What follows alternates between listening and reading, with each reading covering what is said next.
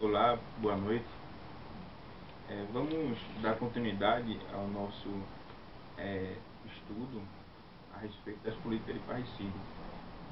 Então a gente tinha feito um vídeo de aproximadamente 40 minutos, né, fazendo um apanhado geral do que seria essa política, do que a gente estaria tratando. E a ideia é continuar com essa série, fazendo outros vídeos tratando de diversos assuntos que estejam diretamente ligados à política de parricídio. Então, o vídeo de hoje vamos tratar da perda da identidade masculina, que está diretamente ligado ao parricídio também. Essa questão se torna importante para a gente porque, na verdade, ela é fundamental.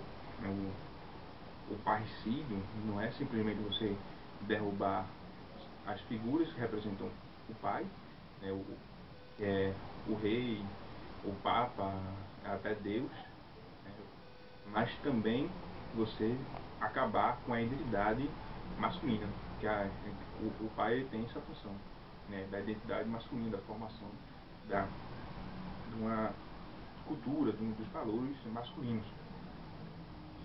Então, nesse sentido, a perda da identidade masculina faz parte do parricídio no plano, de certa forma, cultural. É a morte do pai de forma cultural. Os valores masculinos sendo destruídos. Então vamos dizer aqui como é que isso acontece. A perda da identidade masculina, ela se dá de uma forma sistemática, com políticas que são feitas de formas veladas, tentando tirar a influência de homens para com as crianças, os jovens e os meninos. Então começa primeiro no lar. A educação é totalmente materna. Na sociedade capitalista, o homem ele vai sair para poder trabalhar e trazer o sustento para casa e passa o dia todo trabalhando e não tem nenhuma vivência com os seus filhos, podendo passar uma educação masculina para eles. No feudalismo isso era diferente. No feudalismo o homem ele podia sair com seu filho para trabalhar com ele. Não tinha essas leis do capitalismo e essas leis atuais, modernas, que proíbem o trabalho infantil e tudo mais, que impedem que um pai possa sair com seus filhos e dar ali uma formação para ele e ter mais tempo para a família. Então, o capitalismo ele cumpre com esse papel aí de eliminar o pai de dentro de casa por conta da exaustão do trabalho.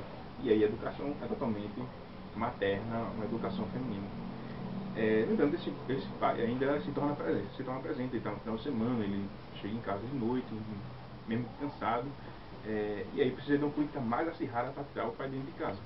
Então, vai vir aquelas leis que vamos tratar em outros vídeos, né, tentando facilitar os meios para fazer com que a mulher encontre meios de expulsar o homem de dentro de casa conforme sua vontade.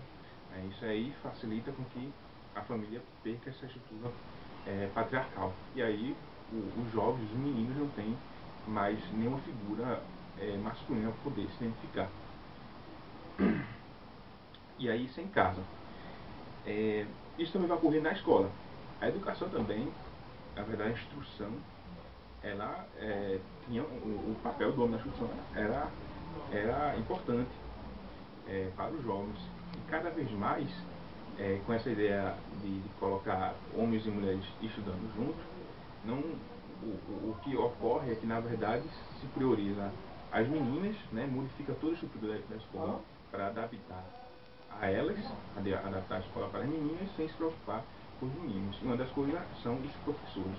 Os professores cada vez mais mulheres e até homossexuais, como querem algumas cotas, para fazer com que o menino, o homem, não tenha nenhum tipo de homem para poder se espelhar, né? Não tenha uma referência.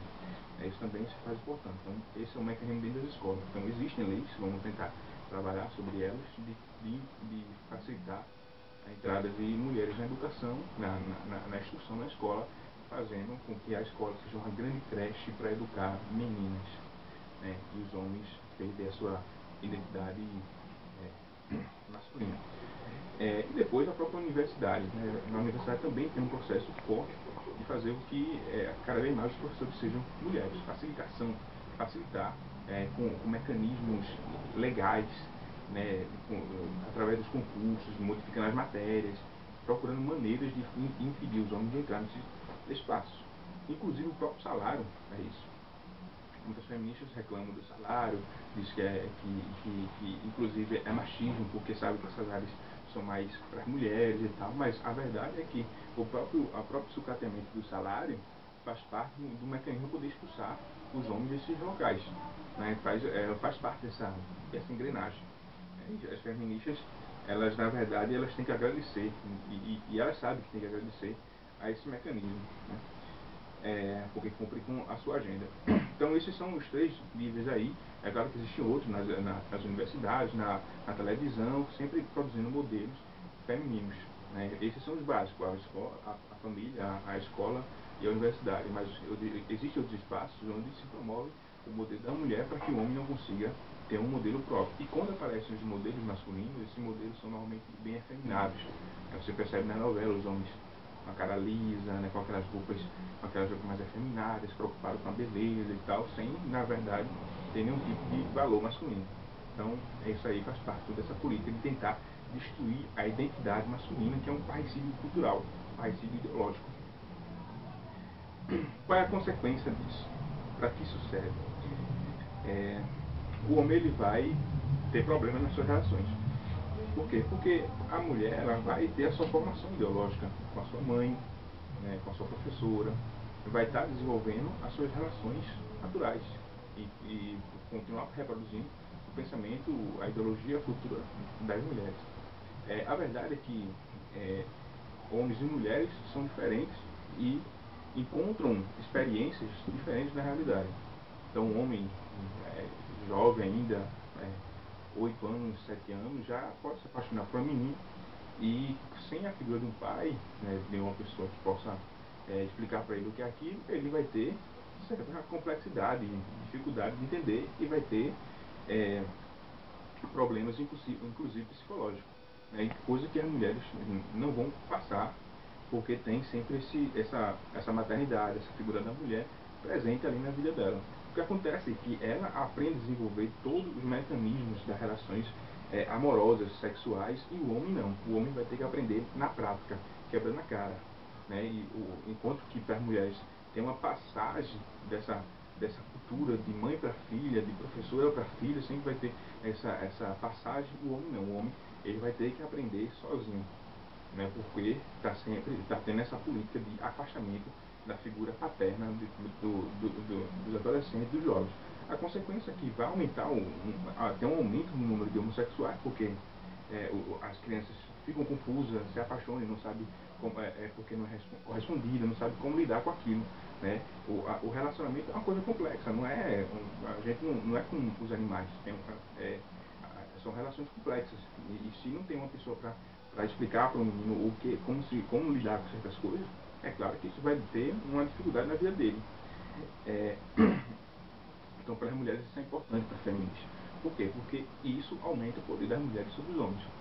Como os homens não conseguem ter uma boa relação nos relacionamentos amorosos, como eles não conseguem ter uma segurança nesse espaço, e as mulheres têm segurança nesse espaço, é lógico que os homens vão ser dominados pelas mulheres nos relacionamentos, vão ser escravizados pelas mulheres, explorados por elas. Elas vão saber manipular todos os mecanismos que elas aprenderam e os homens não sabem como usar, como lidar com aquilo ali. Não sabem como lidar, né? como lidar com as mulheres. E vai sempre estar sendo refém. Então, um bom livro para entender mais ou menos essa questão do relacionamento entre homens e mulheres, né, é do Nessan Alita, que é Como Lidar com as Mulheres. E nesse livro ele vai explicar como é os relacionamentos, né, e mostrar que a mulher ela tem uma inteligência emocional bastante diferente da do homem. O homem tem uma inteligência racional. E aí a mulher, ela conduz o homem a essa inteligência emocional e ganha nessa batalha, reduzindo ele para a batalha no emocional. E o homem não consegue fazer o contrário. Então o Nacionalista ele vai mostrar como são os mecanismos para o homem se livrar dessas armadilhas da mulher. Então, tem um livro como o Nacionalista é importante, mas antes do Nacionalista, a figura do pai que era importante. Era o pai que dizia, era o pai que chegava e dizia, olha, é assim que se dá com os relacionamentos e tal, e instruía. Né? Agora você vai ter que ter um livrinho, e eu recomendo esse livro nessa hábito, para poder ter essa compreensão. Os homens, eles acabam, por não compreender os relacionamentos, por terem frustrações constantes com os relacionamentos, eles vão ter praticamente dois caminhos. Um é a depressão. Então, muita depressão masculina, tem um suicídio, e em outros, desenvolver a violência nas relações. Então, praticamente são esses dois caminhos. A gente vai ver outras coisas também, homens que vão canalizar suas forças para os estudos, né, para a política, canalizar de alguma forma essa libido que ele não consegue concretizar na realidade. Esses são os meios, né, que o homem, as alternativas que o homem vai ter, né, é a depressão, e outra é ser mais agressivo, e essa também de canalizar. Ou também pode canalizar para bebida, para as drogas, que também vai se tornar muito comum. Então, todo jeito o homem vai sofrer na depressão, nesses meios, e quando ele se torna violento, isso vai facilitar com que as políticas feministas sejam mais fortes para atacar os homens. Então, é uma justificativa. Então, quanto mais você produz essa sociedade doentia, que afeta o sexo masculino, mais os homens vão reagir de forma violenta. E isso vai criar mais condições, criar mais leis para perseguir os homens. Então, para as feministas, isso é um prato cheio. Né? É bastante importante para elas.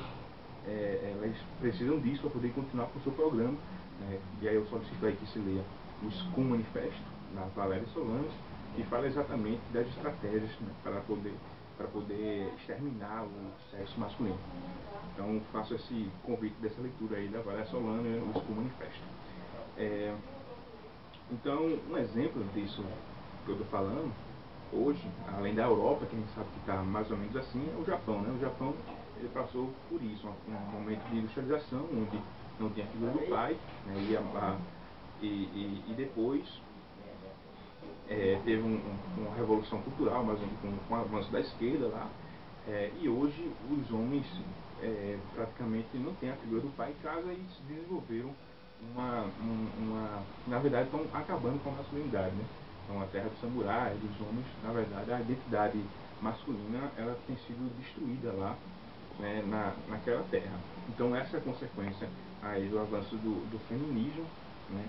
E a gente precisa ficar atento aí, porque isso faz parte da política do parricídio, né? Sendo aí um ataque ao parricídio de uma forma mais cultural e ideológica. É isso.